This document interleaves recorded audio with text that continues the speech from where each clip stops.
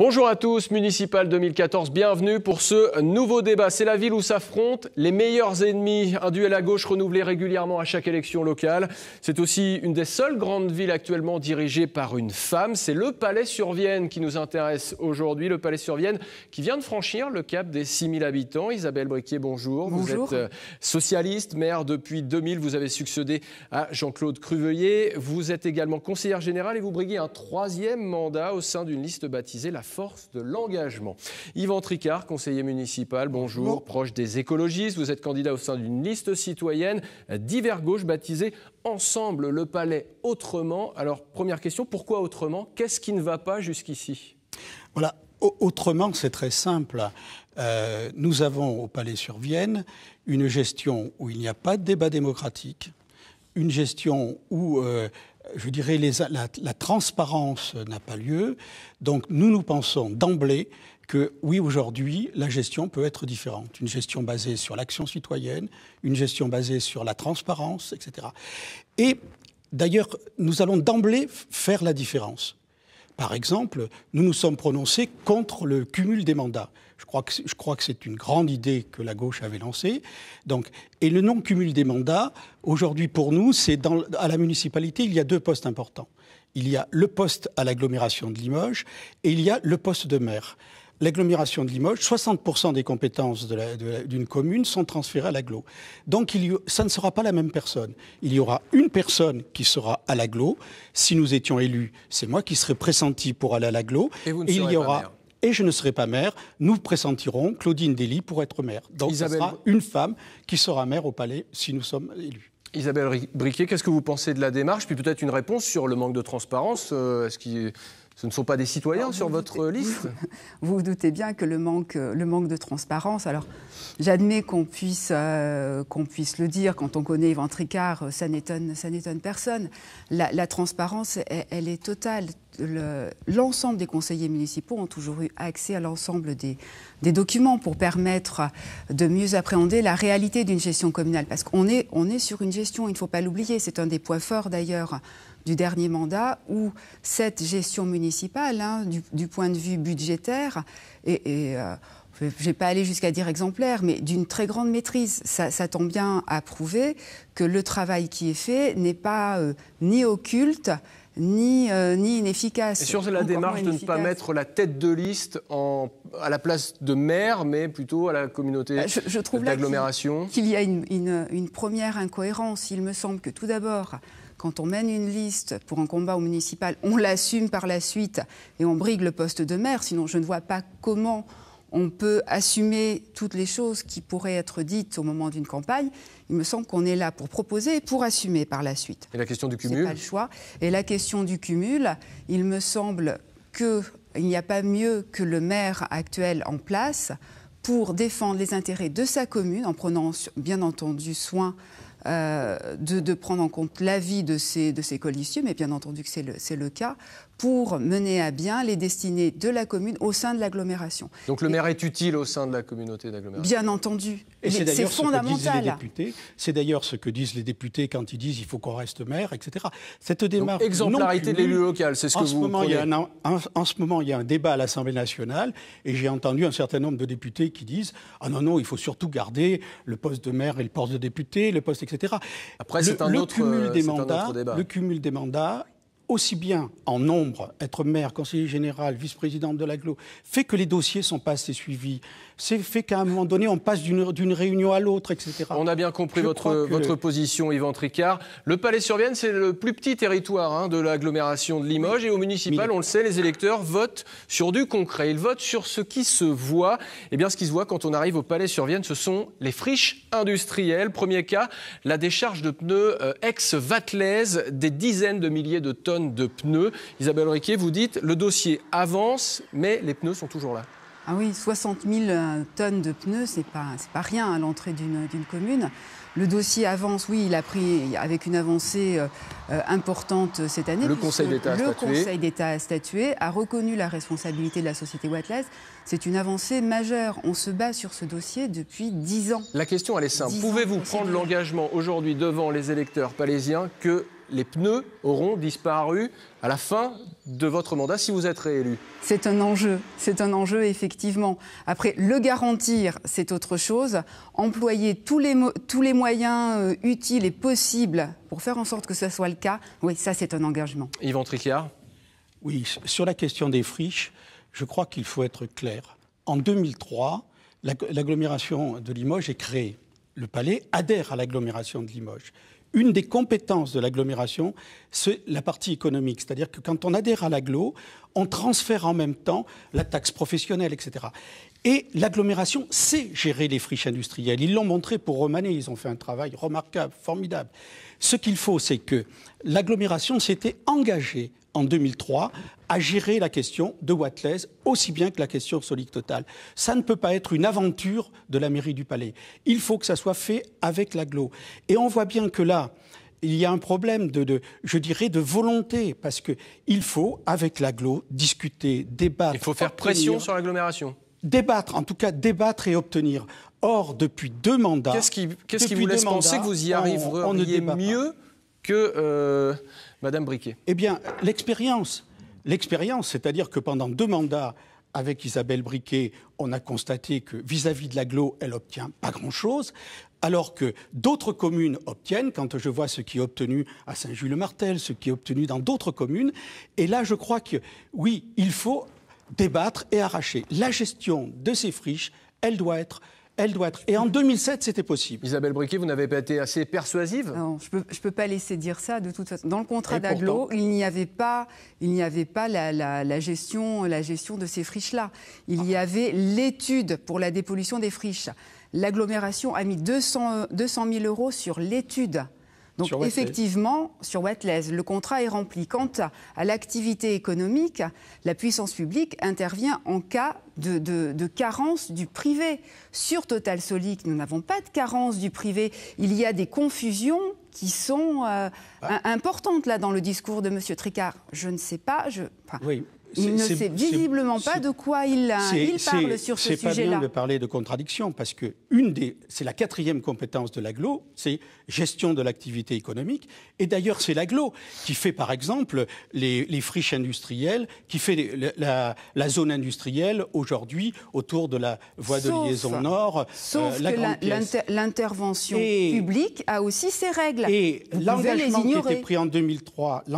était pris en 2003, c'est que Esther est un grand succès, et les terrains de Solic Total, d'ailleurs, dans le PLU de la mairie du Palais, le chapitre numéro 1... Solic Total, où il y a là aussi un enjeu de dépollution. C'est la continuation d'Esther, c'est-à-dire que non pas que l'agglo cherche des terrains ailleurs, démolissent des terrains agricoles comme ils l'ont fait au moment de la grande pièce, et nous étions pour dans ce il fallait réhabiliter. Avec les 20 millions de la voie de liaison nord, on pouvait réhabiliter la totalité de l'entrée de mer. À l'évidence, une relecture des documents. Ça sera un enjeu de cette campagne municipale. Autre enjeu de la campagne municipale. Alors, je vous préviens tout de suite, on ne va pas refaire le débat pour ou contre la ligne à grande vitesse Limoges-Poitiers, mais c'est en tout cas un enjeu au Palais-sur-Vienne, puisque si la ligne voit le jour, eh bien, le point de raccordement se trouvera sur votre commune. Alors, Yvan Tricart, vous dites que les Palaisiens vont faire les frais à double titre de cette LGV si elle voit le jour, c'est-à-dire les travaux et aussi au niveau des impôts. Vous pensez que ça va coûter cher aux Palaisiens. Vous, Isabelle Briquet, vous dites que si la ligne voit le jour, il vaut mieux accompagner le mouvement et participer, jouer le jeu en fait. Bien entendu, je crois que vous venez de le dire, le raccordement aura lieu sur la commune du Palais. Il appartient, lorsque l'on est en responsabilité, c'est un devoir de protéger son territoire. Donc des discussions, des demandes de compensation ont été faites auprès des RFF pour limiter les impacts au maximum de ces travaux, de cette ligne lorsqu'elle va être construite. Je crois que là, c'est le devoir des élus d'agir en ce sens. Vous vous êtes posé la question de vous opposer en tant qu'élu local ? Absolument pas, puisque j'estime là aussi qu'il y a des intérêts à ne pas confondre, et que l'intérêt général du désenclavement et du développement d'une région doit primer sur l'intérêt local. Clairement, Yvan Tricart, si la ligne LGV voit le jour, vous ne pourrez pas vous opposer. Alors, il faut être clair. Si la ligne LGV voit le jour, les Palaisiens ne vont pas payer 2 fois. Ils vont payer 4 fois. Ils vont payer d'une fois pour les travaux. C'est le plus gros chantier de la LGV Limoges-Poitiers. Ça va détruire la quasi-totalité du bois d'Anguerneau, c'est-à-dire le centre, ce qui pourrait être la jonction entre les deux parties du palais. La mairie avait acheté ce terrain pour cela. Ça va être totalement détruit. Pendant 5 ans, de 6h du matin à 10h le soir, ça va être infernal. Mais que là, vous ne pourrez pas vous opposer si vous êtes élu. On peut s'y opposer parce qu'on peut mettre des exigences de qualité qui aujourd'hui ne sont pas demandées. En plus, on va payer 3 fois, parce que le gouvernement a dit, attendez, le projet LGV Limoges-Poitiers, de toute manière, ce n'est pas à l'ordre du jour avant 2030-2050. Et le président de la République, dans une lettre, dit, ceci dit, si vous la voulez avant, vous n'avez qu'à vous la payer.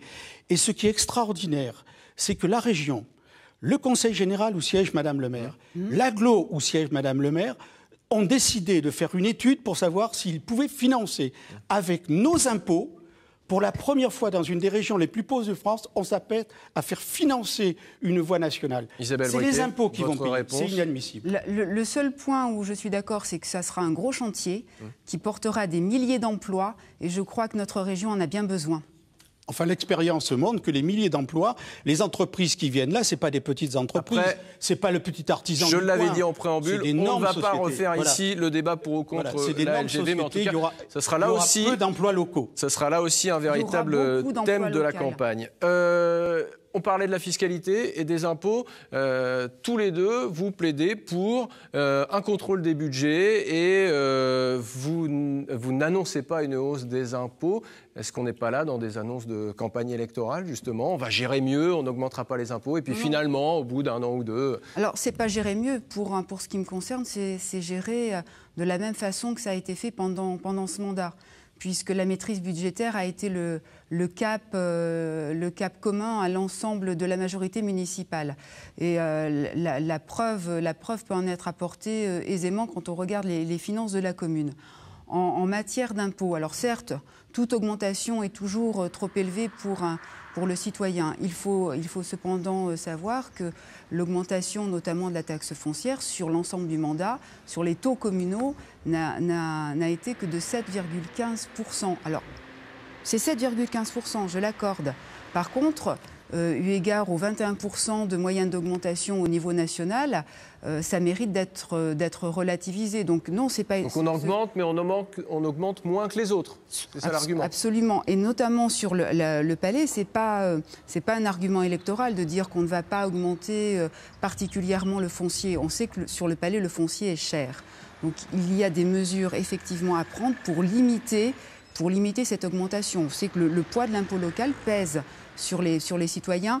Donc là, c'est pas une annonce électorale, c'est une façon de faire qui s'est traduite dans le mandat précédent et qui continuera de l'être prochainement. Yvan Tricart, concrètement, on les fait où, les économies? La lecture que fait Madame le maire est extraordinaire. Quand je vois qu'un journal comme Le Capital, les gaspillages des élus locaux, quand je prends l'article, cependant, le Palais-sur-Vienne à 2 pas. L'article démarre par un journal national qui démarre par le Palais-sur-Vienne dans les gaspillages. Moi, je crois qu'il faut quand même être sérieux sur ce qui est dit.